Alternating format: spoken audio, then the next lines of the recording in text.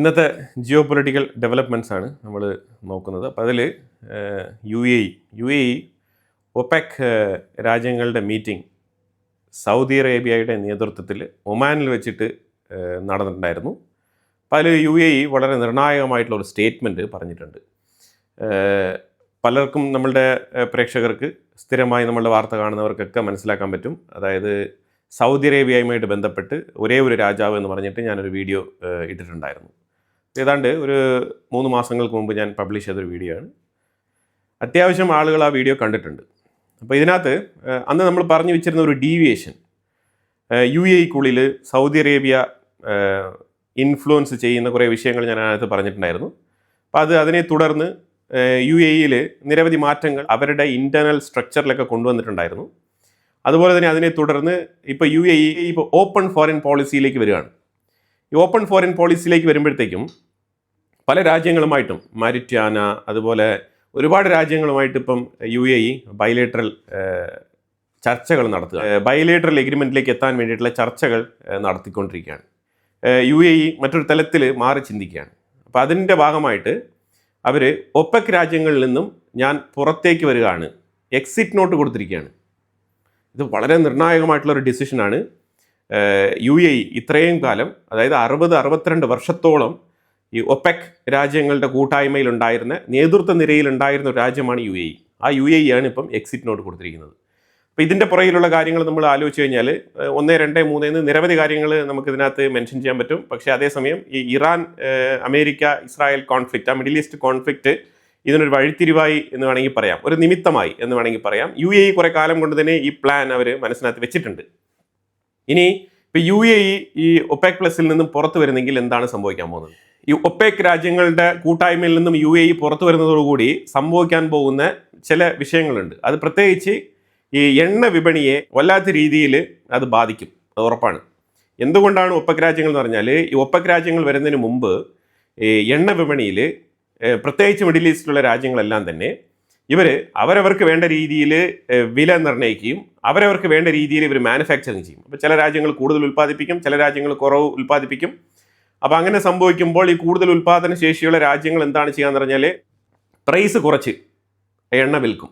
അങ്ങനെ ആകുമ്പോഴത്തേക്കും എണ്ണയ്ക്ക് ഒരു പ്രൈസ് ക്യാപ്പ് ഉണ്ടാവില്ല. വില നിലവാരം പിടിച്ചു നിർത്താൻ വേണ്ടിയിട്ട്, ഒരുപാട് വില ഇടിഞ്ഞു പോകാതിരിക്കാൻ വേണ്ടിയിട്ട് ഒപെക് രാജ്യങ്ങളുടെ കൂട്ടായ്മയിൽ ഒരു ഡിസിഷൻ എടുക്കും. ആ ഡിസിഷൻ എന്ന് പറഞ്ഞാൽ അവിടെയാണ് പ്രൊഡക്ഷൻ ക്യാപ്പ് തീരുമാനിക്കപ്പെടുന്നത്. അപ്പോൾ അതിനനുസരിച്ച് ഓയിൽ പ്രൊഡക്ഷൻ ഈ മാസം ഇത്രയാണ് ഓയിൽ പ്രൊഡക്ഷൻ, അതിന് ക്രോസ് ചെയ്യാൻ പാടില്ല എന്നുള്ള രീതിയിൽ തീരുമാനമെടുത്തിട്ട് ഇവർ അതിനനുസരിച്ചുള്ള പ്രൊഡക്ഷൻ ആയിരിക്കും ഇവർ പ്രൊഡ്യൂസ് ചെയ്യുന്നത്. അതുകൊണ്ട് ഓയിലിൻ്റെ പ്രൈസിൽ ഒരു സ്ഥിരത ഉണ്ടാവും. പ്രൈസിൽ സ്ഥിരത ഉണ്ടായി കഴിഞ്ഞാൽ ഇൻവെസ്റ്റ്മെൻറ്റ് കൃത്യമായിട്ട് വരും. അപ്പോൾ ആ രീതിക്കാണ് കാര്യങ്ങൾ മുന്നോട്ട് പൊയ്ക്കൊണ്ടിരിക്കുന്നത്. അപ്പോൾ ആ മേഖലയിൽ നിന്നും ഒരു രാജ്യമായിട്ടുള്ള യു എ ഇ മാത്രം പുറത്തേക്ക് വരികയാണെന്ന് പറഞ്ഞു കഴിഞ്ഞാൽ യു എ ഇക്ക് ഇനി ഈ പ്രൈസ് ക്യാപ്പോ അല്ലെങ്കിൽ ഈ പ്രൊഡക്ഷൻ ക്യാപ്പോ ബാധകമല്ല. മനസ്സിലായല്ലേ എന്താണ് സംഭവിക്കാൻ പോകുന്നത്? ഇപ്പം ഞാൻ പറയാതെ തന്നെ ഇപ്പോൾ പലരും ഊഹിച്ചിട്ടുണ്ടാവും എന്താണ് സംഭവിക്കാൻ പോകുന്നുള്ളത്. തീർച്ചയായിട്ടും അത് തന്നെയാണ്. യു എ ഇ അവർക്ക് സ്വന്തമായിട്ട് എത്ര രൂപ വേണമെങ്കിലും അവർക്ക് വില നിർണ്ണയിച്ച് എത്ര വേണമെങ്കിലും പ്രൊഡ്യൂസ് ചെയ്ത് അവർക്ക് വിൽക്കാം. അങ്ങനത്തെ ഒരു സ്ഥിതിയിലേക്ക് വരികയാണ്. അപ്പോൾ അങ്ങനെ വരുമ്പോഴത്തേക്കും മറ്റുള്ള രാജ്യങ്ങളെ ഇത് ബാധിക്കും. പ്രത്യേകിച്ച് സൗദി അറേബ്യയാണ് മിഡിൽ ഈസ്റ്റ് റീജിയനിൽ ഏറ്റവും കൂടുതൽ ഡോമിനേറ്റഡ് ആയിട്ട്, ഗ്ലോബലി തന്നെ ഒരു ഡോമിനൻറ്റ് സപ്ലയർ ആണ് സൗദി അറേബ്യ. അപ്പോൾ ആ സൗദി അറേബ്യയ്ക്ക് ഇത് പണിയാണ്. ഇത് സൗദി അറേബ്യയ്ക്ക് മാത്രമല്ല, പല രാജ്യങ്ങളും ഇതുമായിട്ട് ബന്ധപ്പെട്ട് തീരുമാനമെടുക്കും. പലരും ഇതിൽ നിന്ന് പുറത്തു പോകാനുള്ള സാധ്യതയുണ്ട്. ഇത് വളരെ ഡീപ്പായിട്ട് ചർച്ച ചെയ്യപ്പെടേണ്ട ഒരു വിഷയം തന്നെയാണ്. സൗദി അറേബ്യയുമായി യമനിലുണ്ടായ ക്ലാഷ്, അതാണ് മെയിനായിട്ടുള്ള റീസൺ. അത് കഴിഞ്ഞിട്ട് യു എ ഇയുടെ ഇന്റർണൽ പൊളിറ്റിക്സിൽ സൗദി അറേബ്യ ഇടപെടൽ നടത്താൻ വേണ്ടിയിട്ട് ശ്രമിച്ചത് നമ്പർ 2. നമ്പർ 3, പാകിസ്ഥാനെ തികച്ചും യു എ ഇക്ക് എതിരായിട്ടുള്ള ഒരു രാജ്യമായിട്ട് മാറ്റി സൗദി അറേബ്യ. പാകിസ്ഥാനും ഒരു കാരണമാണ്, പാകിസ്ഥാൻ്റെ ദാരിദ്ര്യാവസ്ഥയും കൂടി ഒരു കാരണമാണ്. കാരണം യമൻ്റെ ഉള്ളിൽ പാകിസ്ഥാൻ്റെ ഇൻഫ്ലുവൻസ് സൗദി അറേബ്യയ്ക്ക് അനുകൂലമായിരുന്നു. അതിനു വേണ്ടിയിട്ട് എമർജൻസി ആയിട്ട് യു എ ഇയുടെ ഭരണാധികാരി Mohammed bin Zayed Al Nahyan Pakistan സന്ദർശിക്കുകയും അവിടെ പോയിട്ട് കൃത്യമായിട്ട് നിങ്ങൾ സൗദി അറേബ്യയുമായിട്ട് ഇത്തരത്തിൽ യു എക്ക് എതിരെയുള്ള നിലപാട് സ്വീകരിക്കരുതെന്ന് പറയുകയും, അത് ആ മൊമെന്റിൽ ഓക്കെ എന്നൊക്കെ പറഞ്ഞിട്ട് പാകിസ്ഥാൻ യു എ ഇയെ തിരിഞ്ഞുകുത്തുകയും സൗദി അറേബ്യയുടെ ഒപ്പം എന്നുള്ള നിലപാടെടുക്കുകയും ചെയ്യുന്ന സാഹചര്യത്തിലാണ് യു എ ഇ അവർക്ക് കടം കൊടുത്ത പൈസയ്ക്ക് തിരിച്ചു പാകിസ്ഥാനുമായിട്ടുള്ള എല്ലാ ബന്ധങ്ങളും ഉപേക്ഷിക്കാൻ തീരുമാനിച്ചതും. അതുമായിട്ട് ബന്ധപ്പെട്ട് പല നടപടിക്രമങ്ങളും യു എ ഇയുടെ ഗവൺമെൻറ് തലത്തിൽ തന്നെ ഉണ്ട്. അതൊരു യാഥാർത്ഥ്യമാണ്. അങ്ങനെയാണ് കാര്യങ്ങൾ. അപ്പോൾ ഇതും ഒരു വിഷയമാണ്. ഇനി ഇന്ത്യക്ക് ഇത് ഗുണം ചെയ്യും. ഇന്ത്യയും യു എയും തമ്മിൽ ശക്തമായ ബന്ധമാണ്. ഈ യു എ ഇ അൺലിമിറ്റഡ് ആയിട്ട് ഓയിൽ പ്രൊഡ്യൂസ് ചെയ്യുന്നുവെങ്കിൽ India one of the biggest supplier ആയിരിക്കും. അവിടെ ശരിക്കും അമേരിക്കയ്ക്ക് ഒരു തരത്തിലുള്ള സാങ്ഷൻസും ഇടാൻ പറ്റില്ല. അതായത് റഷ്യയിൽ നിന്ന് ഇന്ത്യ എണ്ണ വാങ്ങിച്ചാലേ അമേരിക്കയ്ക്ക് പ്രശ്നമുള്ളൂ, ഇറാനിൽ നിന്നും എണ്ണ വാങ്ങിച്ചാലേ അമേരിക്കയ്ക്ക് പ്രശ്നമുള്ളൂ. പക്ഷേ ഇനി യു എ ഇ ഇന്ത്യയുടെ one of the major supplier ആയിരിക്കും. അതിനു വേണ്ടിയിട്ടാണ് ഈ പ്ലാൻ യു എ ഇ ചെയ്യുന്നത്. ലോകത്തിൽ തന്നെ ഏറ്റവും വലിയ എനർജി പർച്ചേസ് ചെയ്യാൻ കപ്പാസിറ്റിയുള്ള രാജ്യമാണ് ഇന്ത്യ. ആ ഇന്ത്യയുടെ നിലപാട് യു എ ഇക്ക് അനുകൂലമാണ്. ആ സാഹചര്യത്തിൽ സൗദി അറേബ്യ കൂട്ടുപിടിച്ചിരിക്കുന്നത് പാകിസ്ഥാനെയാണ്, പക്ഷേ യു എ ഇ കൂട്ടുപിടിച്ചിരിക്കുന്നത് നേരെ മറിച്ച് ഇന്ത്യയാണ്. അപ്പോൾ ഇവിടെ പൊട്ടൻഷ്യൽ ഗ്രോത്ത് എക്കണോമിക്കലി എവിടെയാണ് ഏറ്റവും കൂടുതൽ സാധ്യതകൾ എന്ന് പറഞ്ഞാൽ അത് ഇന്ത്യയുമായിട്ടുള്ള ഫ്രണ്ട്ഷിപ്പിനാണ് ഏറ്റവും കൂടുതൽ സാധ്യത. അപ്പോൾ ആ വിഷയത്തിൽ നോക്കുമ്പോഴത്തേക്കും യു എ ഇ കൃത്യമായിട്ടുള്ള പ്ലാനാണ് ഇട്ടിരിക്കുന്നത്. ഇതുമായിട്ട് കഴിഞ്ഞ ആഴ്ച Ajit Doval U A E സന്ദർശനം നടത്തിയിട്ടുണ്ടായിരുന്നു. അതുപോലെ തന്നെ അതിൻ്റെ ഒരാഴ്ചയ്ക്ക് മുമ്പ് external affairs minister Jaishankar U A E സന്ദർശനം നടത്തിയിട്ടുണ്ടായിരുന്നു. ഇതിനെല്ലാം ഇതുമായിട്ട് എന്തെങ്കിലും ബന്ധമുണ്ടോ എന്ന് ചോദിച്ചാൽ ബന്ധമുള്ളത് കൊണ്ടാണ് ഈ ഡെവലപ്മെന്റ്സ് ഇങ്ങനെ നടക്കുന്നത്. യു എ ഇ ഇത് ജസ്റ്റ് ഒരു ഓപ്ഷൻ ആയിട്ടോ അല്ലെങ്കിൽ ഒരു ഭീഷണിയായിട്ടോ അല്ലെങ്കിൽ ഒരു പോസിബിലിറ്റി ആയിട്ടോ അല്ല ഇത് പറഞ്ഞിരിക്കുന്നത്. യു എ ഇ ക്ലിയർ കട്ടായിട്ട് ഞാൻ പുറത്തു പോകുന്നു എന്ന് പറഞ്ഞിരിക്കുകയാണ്. അതാണ് മനസ്സിലാക്കേണ്ടത്. അപ്പോൾ ഇവിടെ ശരിക്കും ഐമാക് കോറിഡോറുമായിട്ട് ബന്ധപ്പെട്ട വിഷയം നടന്നാലും നടന്നില്ലെങ്കിലും യു എ ഇയും ഇന്ത്യയും തമ്മിലുള്ള ബന്ധം ശക്തമാകും. അതുമായിട്ട് ട്രാൻസ്പോർട്ട് കോറിഡോർ വളരെ ക്വിക്കായിട്ട് തന്നെ ഫാസ്റ്റ് ഫോർവേഡായിട്ട് അത് റെഡിയാവും. അത് റെഡിയാകുന്നതോടുകൂടി യു എ ഇ അൺലിമിറ്റഡ് ആയിട്ട് എണ്ണ ഉൽപ്പാദിപ്പിക്കും, ഇന്ത്യക്ക് സപ്ലൈ ചെയ്യും. ഇതാണ് പ്ലാനുകൾ, ഇതാണ് റോഡ് മാപ്പ്. ഈ റോഡ് മാപ്പ് സക്സസ്ഫുൾ ആയിട്ട് മുന്നോട്ട് പോകും. ഇതിന് തടസ്സങ്ങളൊന്നും വരാൻ സാധ്യതയില്ല എന്നുള്ളതാണ് ഒരു 99% വിലയിരുത്തൽ. ഇന്ത്യക്ക് സ്വയമേ എണ്ണ ഡ്രില്ല് ചെയ്തെടുക്കാൻ വേണ്ടിയിട്ട് ലിബിയയിൽ ലോകത്തെ 5ാമത്തെ ഒരു എണ്ണ ശേഖരം കണ്ടെത്തിയിട്ടുണ്ട്. അത് ഇന്ത്യ ഏറ്റെടുത്തിട്ടുണ്ട് ലിബിയയിൽ. അപ്പോൾ അവിടെ നിന്ന് എണ്ണ കുഴിച്ചെടുക്കുകയും ഇന്ത്യക്ക് ക്രൂഡ് ഓയിൽ നമുക്ക് റിഫൈനറി ഉണ്ട്. അപ്പോൾ തീർച്ചയായിട്ടും നമ്മൾ റിഫൈനറി അടച്ചിടാൻ വേണ്ടിയിട്ടോ അല്ലെങ്കിൽ പൂട്ടിക്കെട്ടാൻ വേണ്ടിയിട്ടോ അല്ലല്ലോ നമ്മൾ ഓപ്പൺ ചെയ്ത് വെച്ചിരിക്കുന്നത്. അപ്പോൾ നമ്മൾ ഇൻവെസ്റ്റ്മെൻറ്റ് ചെയ്ത് വെച്ചിരിക്കുന്നത് നമ്മളുടെ ഓയിൽ റിഫൈനറി ഇൻഫ്രാസ്ട്രക്ചർ ഡെവലപ്പ് ചെയ്ത് വെച്ചിരിക്കുന്നത് നമ്മൾ എവിടെ നിന്നെങ്കിലൊക്കെ റോ മെറ്റീരിയൽസ് കൊണ്ടുവന്നിട്ട് അത് റിഫൈൻ ചെയ്ത് ഓയിൽ സപ്ലൈ നടത്താൻ വേണ്ടിയിട്ട് തന്നെയാണ്. അപ്പോൾ അതുകൊണ്ട് ഇന്ത്യയും ഇപ്പം പല മേഖലകളിലും ഇതേപോലെയുള്ള ഇൻവെസ്റ്റ്മെൻറ്റുകളിലേക്ക് താല്പര്യം കാണിക്കുന്നുണ്ട്. അതിന് ഒരു കൃത്യമായിട്ടുള്ള ഒരു ഫീഡിംഗ് യൂണിറ്റ് ആണ് ഇപ്പം ലിബിയയിൽ കണ്ടെത്തിയിരിക്കുന്നത്. പിന്നെ ക്രൂഡ് ഓയിലിൽ ഇൻവെസ്റ്റ് ചെയ്തിരിക്കുന്നവർ ഒന്ന് ശ്രദ്ധിക്കണം. കാരണം ഈ യുദ്ധം അവസാനിച്ചു കഴിഞ്ഞാൽ ഇപ്പം ട്രംപിൻ്റെ ഈ സ്റ്റേറ്റ്മെൻറ്റുകളൊക്കെ വെച്ച് നോക്കുമ്പോഴത്തേക്കും വേവ് ഫോർമാറ്റിൽ ആടി ഉലഞ്ഞു പോകുന്നതായിട്ടാണ് മനസ്സിലാക്കാൻ പറ്റുന്നത് മിഡിൽ ഈസ്റ്റ് കോൺഫ്ലിക്റ്റ്. ഇപ്പോൾ ഈ സാഹചര്യത്തിൽ ഇപ്പോൾ ലിബിയയിലെ എണ്ണ ശേഖരം ഇന്ത്യ ഏറ്റെടുത്തതായിക്കോട്ടെ, അതുപോലെ വെനിസുലയുടെ ഓയിൽ മാർക്കറ്റിൽ വന്നു, അമേരിക്ക ഒരു പവർഫുൾ സപ്ലയറായിട്ട് മാറിക്കഴിഞ്ഞു. അപ്പോൾ ഈ സാഹചര്യത്തിൽ യുദ്ധം അവസാനിച്ചു കഴിഞ്ഞാൽ ഈ ക്രൂഡ് ഓയിലിൻ്റെ വില $30 മുതൽ $45 വരെ ആയി മാറും ബാരലിന്. $45 പെർ ബാരൽ എന്നുള്ള നിലയിൽ ക്രൂഡ് ഓയിലിൻ്റെ വില കൂപ്പുകുത്തും. ഇൻവെസ്റ്റ്മെൻറ്റ് ക്രൂഡ് ഓയിലിൽ ലോങ് ടേമിന് ചെയ്തിരിക്കുന്നവരുണ്ടെങ്കിൽ ശ്രദ്ധിച്ചിട്ട് മാർക്കറ്റ് സ്റ്റഡി നടത്തിയിട്ട് ഏത് നേരത്തും സ്വിച്ച് ചെയ്യാനുള്ള ഒരു ഓപ്ഷൻ കയ്യിൽ വെച്ചുകൊണ്ടിരിക്കുന്നതായിരിക്കും നല്ലത്. ഇല്ലെങ്കിൽ ട്രംപ് യുദ്ധം നിർത്തുന്നു എന്ന് പറയുന്ന ആ മൊമെൻറ്റിൽ എല്ലാം അടപടലം പൊട്ടും. പ്രത്യേകിച്ച് ക്രൂഡ് ഓയിൽ ഇൻവെസ്റ്റ്മെൻറ്റ് ചെയ്തിരിക്കുന്ന ആൾക്കാരുടെ ഇൻവെസ്റ്റ്മെൻറ്റുകൾ അടപടലം പൊട്ടും. ട്രംപിൻ്റെ സ്റ്റേറ്റ്മെൻറ്റുകൾ നമ്മൾ നോക്കിക്കഴിഞ്ഞാൽ പലപ്പോഴായിട്ട് സ്റ്റോക്ക് മാർക്കറ്റിനെ ബൂസ്റ്റ് ചെയ്യുന്ന തരത്തിലുള്ള സ്റ്റേറ്റ്മെൻറ്റുകളാണ് ട്രംപ് നിരന്തരം പറഞ്ഞുകൊണ്ടിരിക്കുന്നത്. അതായത് ഇന്നലെ ഇറാൻ പറഞ്ഞിരിക്കുന്നത് ഞങ്ങൾക്ക് സമ്പൂർണ്ണ ആധിപത്യമുണ്ട്, സ്റ്റേറ്റ് ഓഫ് ഹോർമോസിലുമുണ്ട്, നെഗോസിയേഷനിലുണ്ട്, ഈ യുദ്ധത്തിൽ ഏറ്റവും കൂടുതൽ ഡോമിനേറ്റ് ചെയ്തത് ഞങ്ങളാണ് എന്ന് ഇറാൻ്റെ ഫോറിൻ മിനിസ്റ്റർ അബ്ബാസ് അറക്ചി വളരെ ഓപ്പണായിട്ട് തന്നെ തുറന്ന് പറഞ്ഞു കഴിഞ്ഞു. പക്ഷേ അതിന് മറുപടിയായിട്ട് ട്രംപ് ഒന്നും പറഞ്ഞിട്ടില്ല. ട്രംപ് പറഞ്ഞിരിക്കുന്നത് 3 ദിവസത്തെ ടൈം ലൈൻ കൊടുത്തിട്ടുണ്ടായിരുന്നു. അത് കഴിഞ്ഞിട്ട് ട്രംപ് പറഞ്ഞിരിക്കുന്നത് ഞങ്ങൾക്ക് ഇറാനിൽ നിന്നും ഒരു ടെലിഫോൺ കോൾ വന്നിട്ടുണ്ടായിരുന്നു.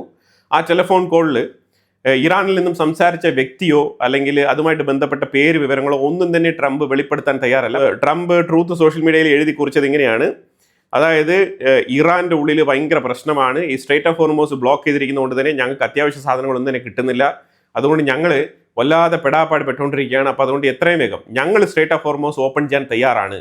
സോ അതുകൊണ്ട് അമേരിക്കയും ഈ ബ്ലോക്കേഡ് എടുത്ത് മാറ്റണം എന്നുള്ള രീതിയിൽ റിക്വസ്റ്റ് ചെയ്തതായിട്ടാണ് പുള്ളിക്കാരൻ എഴുതി വെച്ചിരിക്കുന്നത്.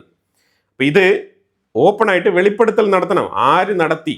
ആരാണ് അഭ്യർത്ഥന നടത്തിയത്?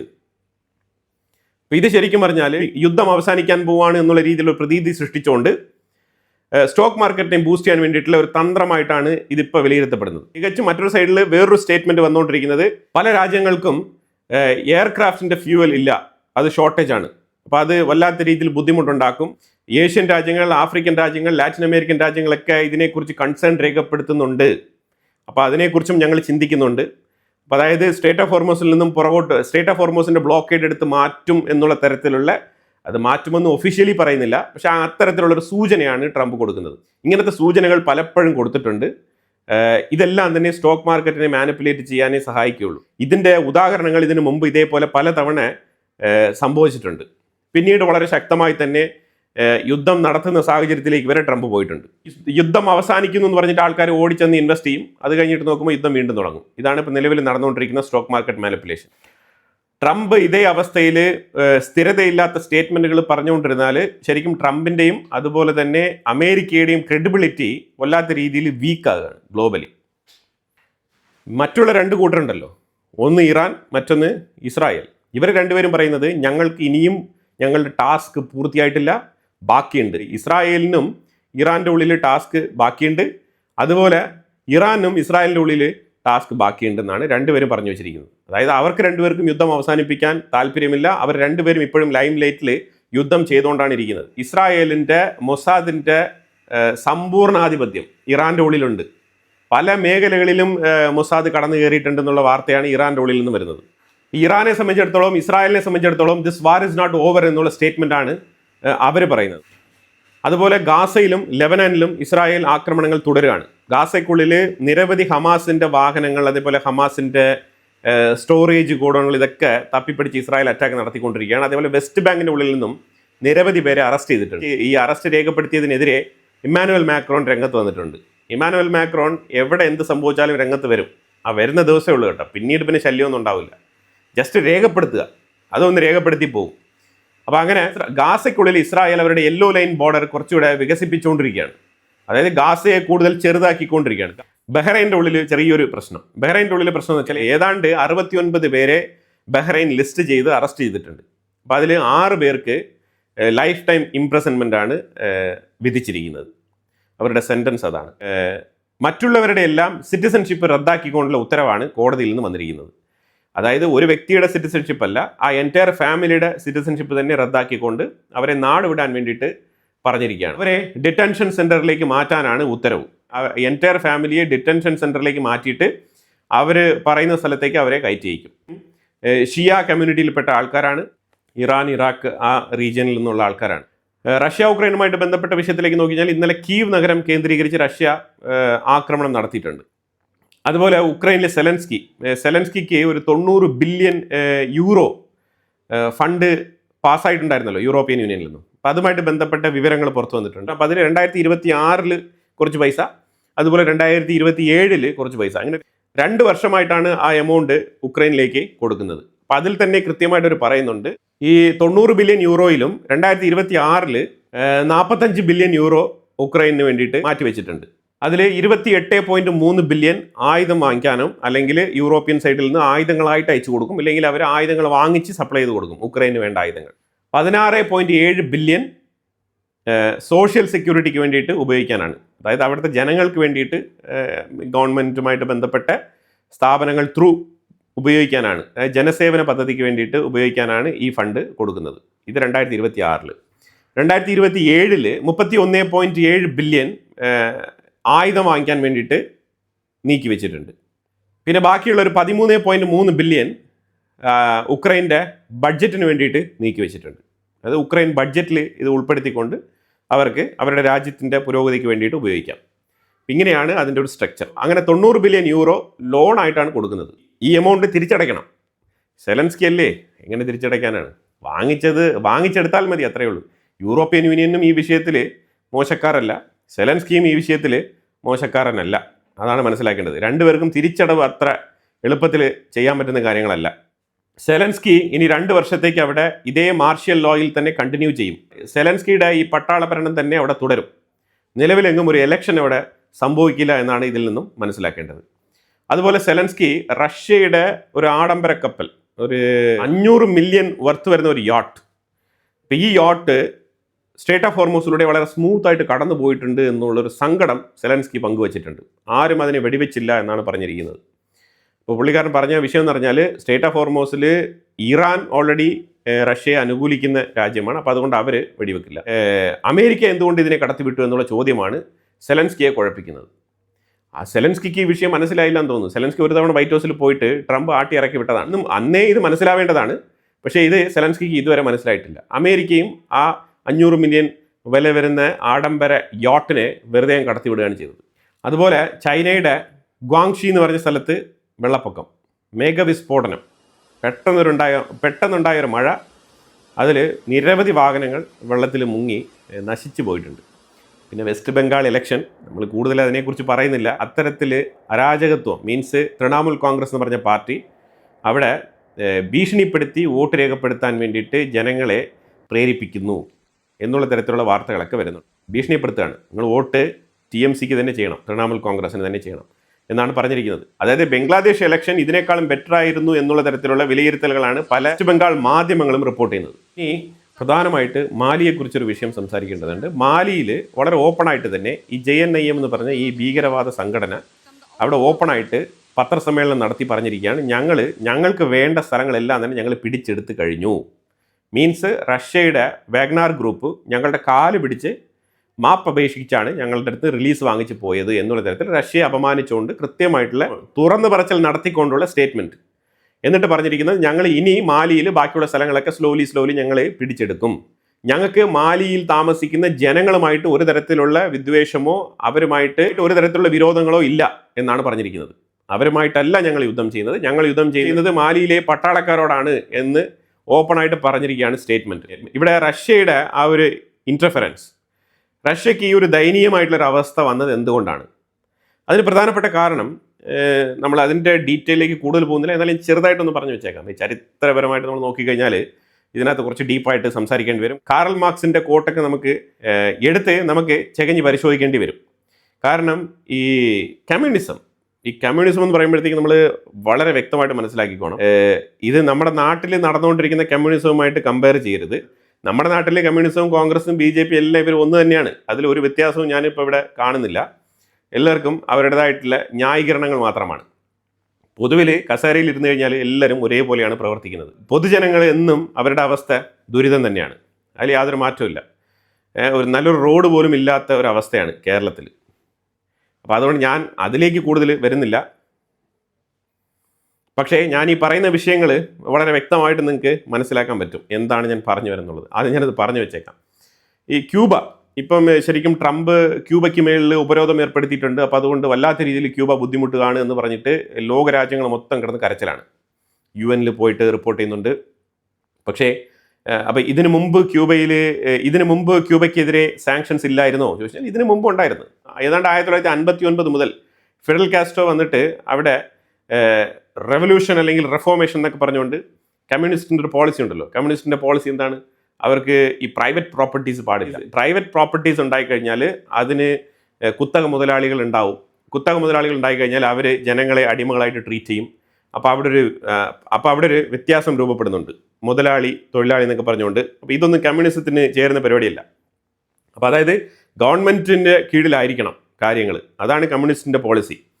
അപ്പോൾ ആ രീതിയിലുള്ള പോളിസിയുമായിട്ട് ആശയങ്ങൾ കൊണ്ട് നടക്കുന്ന ആൾക്കാരാണ് ഈ റഷ്യ, ചൈന, ക്യൂബ, ഇതേപോലെ ലെഫ്റ്റ് ആശയങ്ങൾ കൊണ്ട് നടക്കുന്ന ആൾക്കാർ, കാറൽ മാർക്സിൻ്റെ ഫോളോവേഴ്സ് ആയിട്ടുള്ള ആൾക്കാർ. അതിൽ തീവ്ര നിലപാടുള്ള ആൾക്കാരൊക്കെ ഉണ്ട്, മാവോയിസ്റ്റ്, നക്സൽ എന്നൊക്കെ പറഞ്ഞുകൊണ്ടുള്ള അങ്ങനത്തെ കുറച്ച് ആൾക്കാർ. അതിലുപരിയായിട്ട് കുറച്ച് മോഡേൺ ആയിട്ട് ചിന്തിച്ചുകൊണ്ട് ഞങ്ങൾ കമ്മ്യൂണിസ്റ്റാണ് പക്ഷെ ഞങ്ങൾ ലിബറലാണ് എന്ന് പറഞ്ഞുകൊണ്ട് പൊതുജനങ്ങളുടെ ഇടയിൽ പൊളിറ്റിക്സ് പറഞ്ഞുകൊണ്ട് വരുന്ന രാഷ്ട്രീയക്കാരുണ്ട്.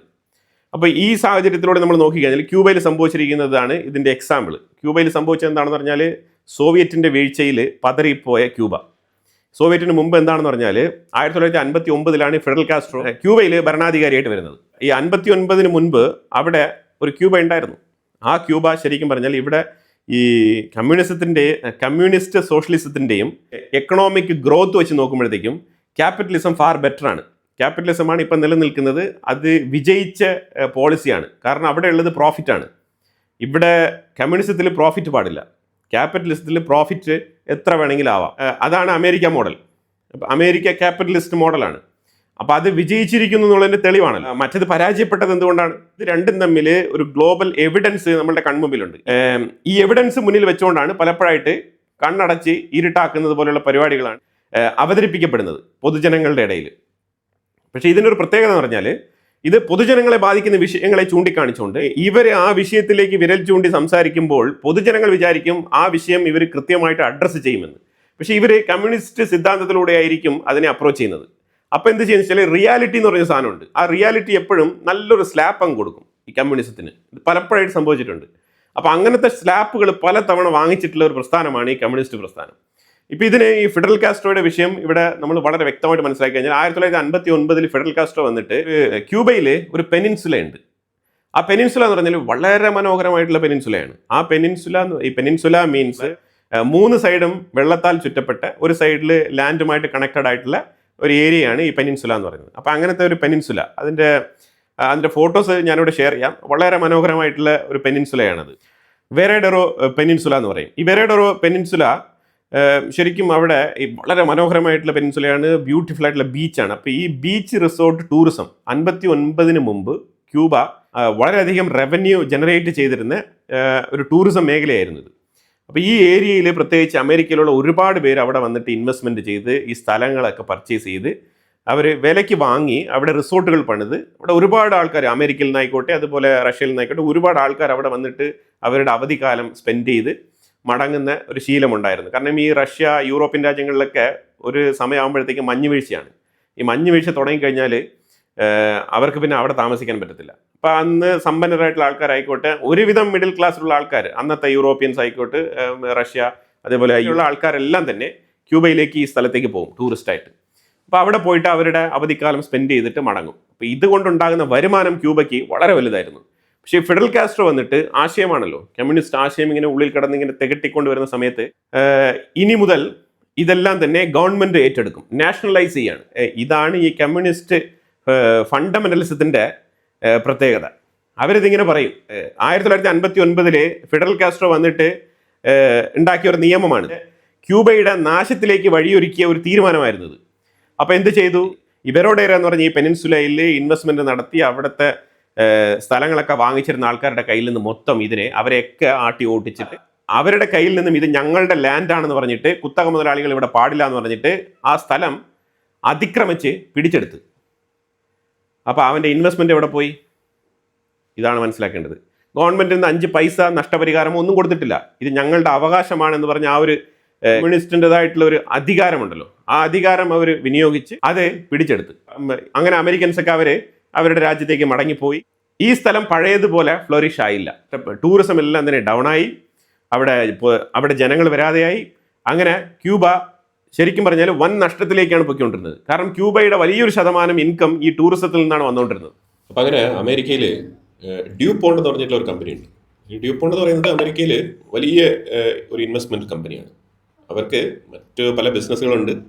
അതിലൊരു ബിസിനസ്സാണ് കെമിക്കൽ മേഖലയിലാണ് അവരുടെ പ്രവർത്തനം. കെമിക്കൽ മേഖല എന്ന് പറഞ്ഞു കഴിഞ്ഞാൽ നമ്മൾ വീടുകളിൽ ഉപയോഗിക്കുന്ന ഫ്രൈ പാൻ്റെ ടെഫ്ലോൺ വലിയ രീതിയിൽ മറ്റൊരു കോൺസ്പിറസിയാണ്. അതുമായിട്ട് ബന്ധപ്പെട്ട് ഡാർക്ക് വാട്ടർ എന്ന് പറഞ്ഞിട്ടൊരു മൂവി തന്നെ ഇറങ്ങിയിട്ടുണ്ട്. അതിൻ്റെ പാർശ്വഫലങ്ങൾ അതുമായിട്ടൊക്കെ ബന്ധപ്പെട്ട് ആ മേഖലയിലേക്ക് നമ്മൾ പോകണ്ട.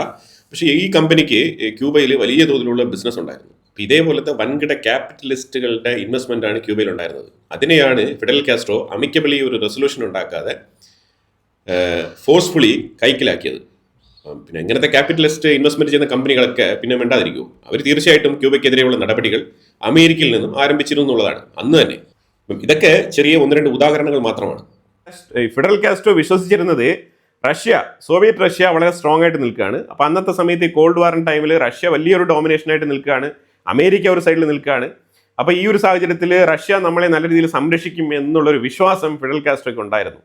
പക്ഷേ നേരെ മറിച്ച് സോവിയറ്റ് റഷ്യയുടെ പതനത്തോടുകൂടി ക്യൂബയിലേക്ക് വരുന്ന ഫണ്ടെല്ലാം തന്നെ നിലച്ചു.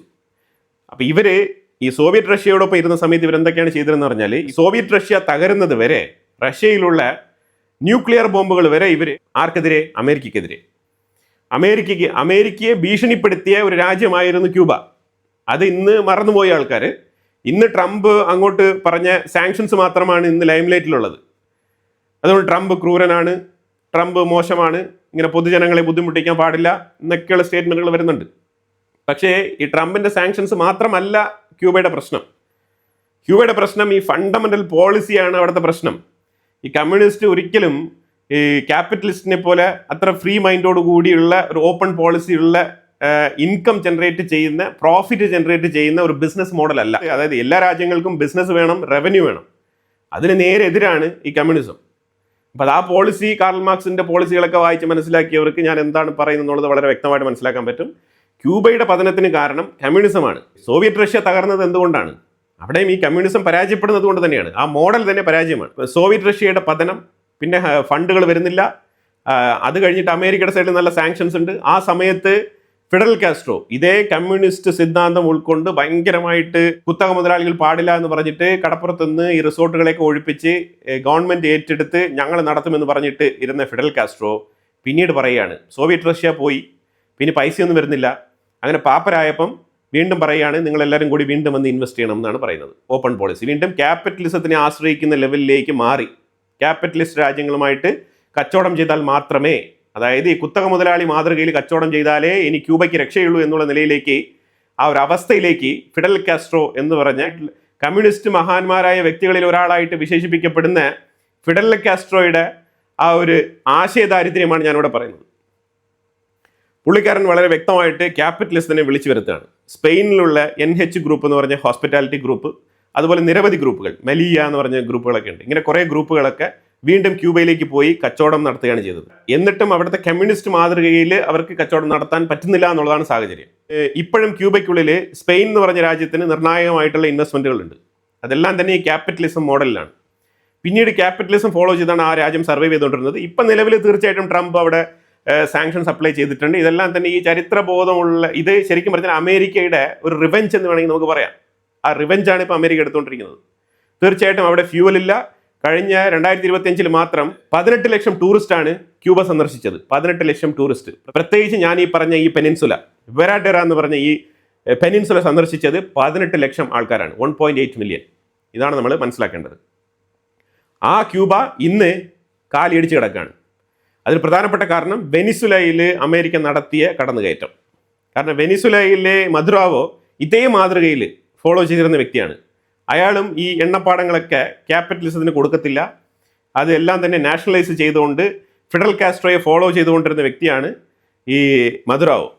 ഈ മദുറാവോയാണ് കൃത്യമായിട്ട് പൊക്കിയെടുത്തുകൊണ്ട് അമേരിക്ക ജയിലിൽ അടച്ചിട്ട് ജനങ്ങൾക്ക് ഉപകാരപ്പെടുന്ന രീതിയിൽ ആ ഓയിൽ ഇന്ന് ഗ്ലോബൽ മാർക്കറ്റിൽ വന്നിരിക്കുന്നത്. ഞാൻ അമേരിക്ക ചെയ്തത് ശരിയാണെന്നല്ല പറയുന്നത്, പക്ഷേ ഈ കമ്മ്യൂണിസം ആണ് അവിടെ, കമ്മ്യൂണിസം എങ്ങനെയാണ് അവിടെ പരാജയപ്പെടുന്നത് ക്യാപിറ്റലിസത്തിന്റെ മുന്നിൽ എന്നാണ് ഞാനിവിടെ പറഞ്ഞു വെക്കുന്നത്. അല്ലാതെ ട്രംപ് ചെയ്തതെല്ലാം തന്നെ ശരി എന്ന് പറയുന്ന ആളല്ല ഞാൻ. ട്രംപ് വെനിസുലയിൽ നടത്തിയ ഓപ്പറേഷനെ കുറിച്ച് ഞാൻ ഇതിനു മുമ്പ് തന്നെ വിമർശനം നടത്തിയിട്ടുള്ള ആളാണ് ഞാൻ.